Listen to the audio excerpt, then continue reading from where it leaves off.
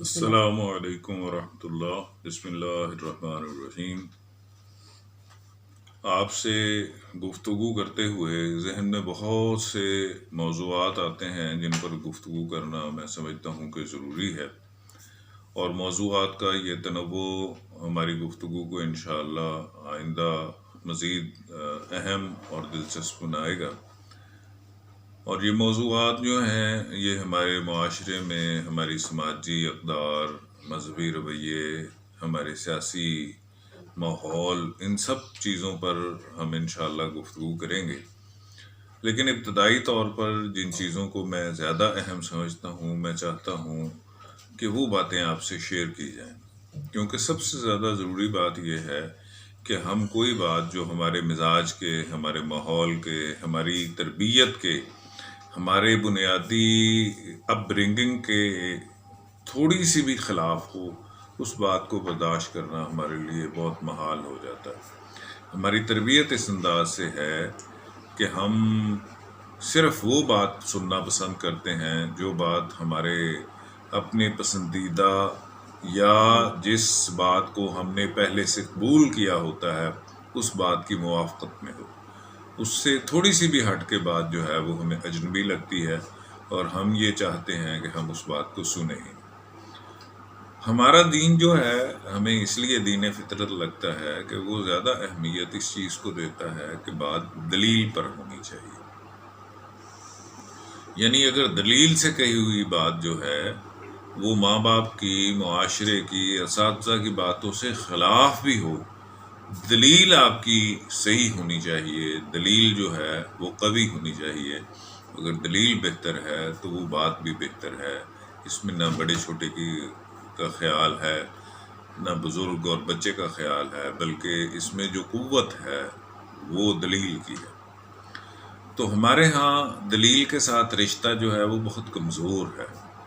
ہمارا جو رشتہ ہے، ہم جس چیز کو فوقیت دیتے ہیں، ہم جس چیز کو اولویت دیتے ہیں، وہ ہمارا بنیادی طور پہ وہ مزاج ہے جس کے تحت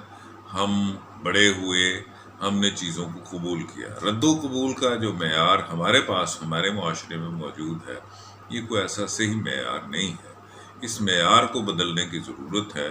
اور یہ معیار ہمیں بالآخر جس چیز کو ختم کرنے کے لیے اللہ کا یہ دین جو ہے وہ انسانوں تک پہنچا، انبیاء علیہ السلام نے اس پر تربیت کی انسانوں کی، وہ یہ تھا کہ ہم شخصیت پرستی کے چنگل سے نکلیں۔ اور بدقسمتی سے یہ ہے کہ سیاسی جماعتیں ہوں، مذہبی جماعتیں ہوں، ہمارے معاشرتی حوالے سے معتبر لوگ ہوں، ہم ہر چیز میں شخصیات کو لے آتے ہیں اور ان شخصیات کی اہمیت کو اس قدر مضبوط گردانتے ہیں، ان کی اہمیت کو اس قدر زیادہ اور اہم جانتے ہیں کہ ہم دلیل کو کہیں چھوڑ دیتے ہیں، اور ہماری پوری کی پوری وابستگی جو ہے وہ اس شخصیت کے ساتھ ہو جاتی ہے۔ افکار اور نظریات کی بات ہو، واقعات کی بات ہو، کوئی بھی بات ہو، اس کا کہا ہوا حرف آخر ہے۔ ہم اپنی آنکھوں سے اس کو غلطی کا مرتکب پائیں، لیکن تب بھی چونکہ وہ بات ہمارے پسندیدہ فرد نے کہی ہے، ہم آنکھیں بند کر کے اس کے پیچھے چلتے چلے جائیں گے۔ جیسے قرآن مجید کہتا ہے کہ بعض ائمہ ایسے ہوں گے جو لوگوں کو جہنم میں لے کے جائیں گے، آگ میں جھونکتے ہیں، یعنی ان کی اتباع انسان کو جہنم تک لے جائے گی۔ لیکن یہ ہے کہ لوگوں کے ذہن میں یہ ہے کہ بس جن کو ہم پسند کرتے ہیں، کسی بھی وجہ سے ہم پسند کرتے ہیں، تو ان کی کہی ہوئی بات حرف آخر ہے، وہ دودھ کے دھلے ہوئے ہیں، ان میں کوئی تو خامی ہو ہی نہیں سکتی۔ یہ تصور اور یہ رویہ بنیادی طور پر ہماری تربیت کی خامی ہے۔ تو میرا ابتدائی طور پہ جو موضوع ہے وہ یہی ہے کہ ہم اپنی تربیت جو ہے، اب لازمی بات ہے کہ ہماری تربیت کے جو مراجع ہیں، جن چیزوں سے ہم اپنی یہ تربیت کا معاملہ رکھیں، وہ معاملات جو ہیں وہ کوئی ایسے شاندار نہیں ہے۔ یعنی سوشل میڈیا کے آنے سے، کتابوں سے ہمارا رابطہ ختم ہو گیا، اور یہاں پر ایک ہجوم ہے لوگوں کا جو اپنی ہر طرح کی رائے جو ہے وہ دیتا ہے۔ اس رائے کو ٹیلی کرنا،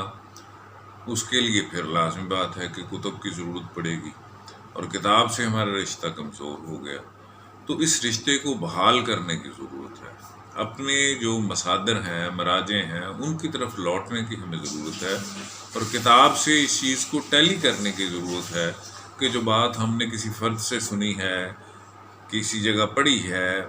کسی نے ہمیں بتائی ہے، وہ بات در حقیقت ہے کیا۔ اس ضمن میں عرض کروں گا کہ ہمیں اپنی تربیت خود ہی کرنی پڑے گی،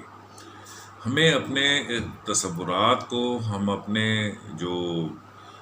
طریقہ کار ہے اس میں اس چیز کو شامل کریں کہ ہمیں، مطلب میں سوشل میڈیا پہ دیکھتا ہوں کہ لوگوں کو صحت کے حوالے سے ورزشوں کے طریقے بتائے جاتے ہیں، ڈائٹ پلان بتائے جاتے ہیں، غذا کی اہمیت کے بارے میں بتایا جاتا ہے، ہر طرح کا معاملہ اس میں۔ تو میں عرض کروں گا کہ جب یہ ساری باتیں آپ کو بتائی جاتی ہیں، کچھ آپ قبول کرتے ہیں، کچھ کے مطابق آپ اپنے آپ کو سنبھالتے ہیں، اگر یہی معاملہ ہم اس بارے میں رکھیں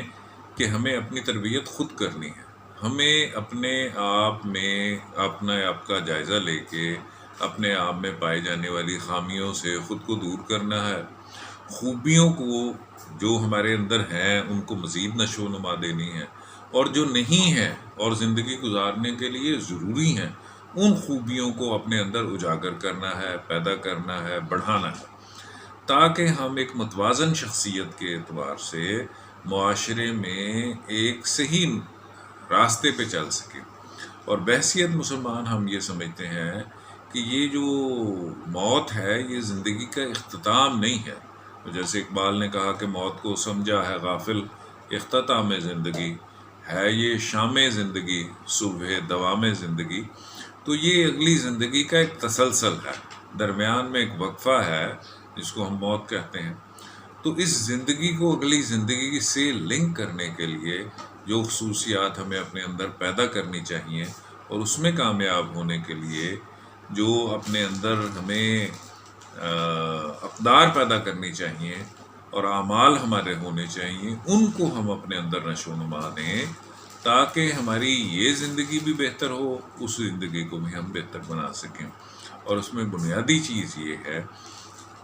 کہ اب تک کے ہمارے جو رویے ہیں، اب تک کی ہماری جو شخصیت ہے، اس میں ہم رد و قبول کی گنجائش نکالیں، اپنی اخلاق کو صحیح کریں اور اپنے اندر وہ صحیح رویہ پیدا کریں جس کے نتیجے میں ہم وہ نقطہ نظر جو ہے اپنے اندر پیدا کر سکیں، اپنے آپ کو نشو و نما دے سکیں اور کامیابی کی طرف جا سکیں۔ یہ بات ہم یہیں تک رکھتے ہیں، انشاءاللہ اگلی نشست میں ہم اس سے آگے بات کو بڑھائیں گے۔ تو امید ہے کہ آپ کو یہ بات جو ہے وہ اپنی ضرورت کے مطابق لگے گی، اور انشاءاللہ ہم آہستہ آہستہ اس موضوع کو بڑھاتے چلے جائیں گے جو پوری ہماری شخصیت اور ماحول کو احاطہ کرے، فرد سے لے کر اجتماعیت تک یہ ہمارے ساتھ چلے۔ اللہ حافظ۔